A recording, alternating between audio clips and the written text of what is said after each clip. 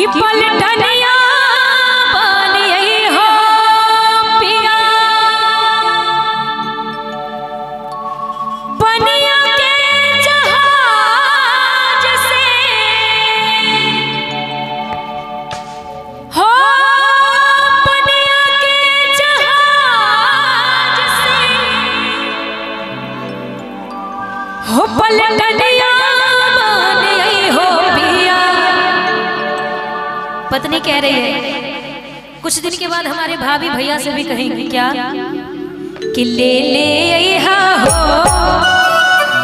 ले ले आइहा हो पिया से तोर बंगाल के ले ले आइहा हो पिया से तोर बंगाल के से दूरा बंगाल के हो से दूरा बंगाल के हो ले ले आइहा हो ले ले आइहा हो पिया से तोर बंगाल के।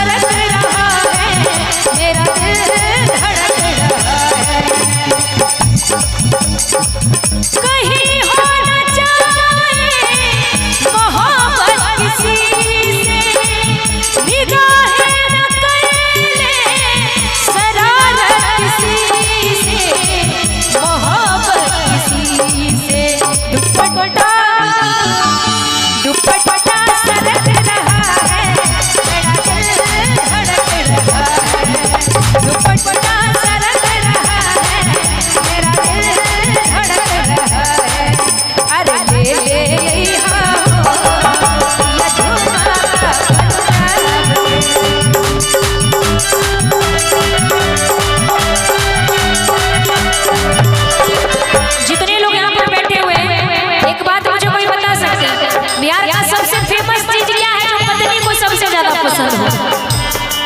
कथी? वो तो लिट्टी चोखा है जो पत्नी को सबसे ज्यादा पसंद हो पहनने में ना। किन्हीं को नहीं पता है? नहीं पता है? एक मिनट में जितने भी हमारे कैमरा वाले भैया हैं, आप लोग भी लगता है सही से रिकॉर्डिंग नहीं करते हैं, सुनते नहीं हैं। क्या पसंद है?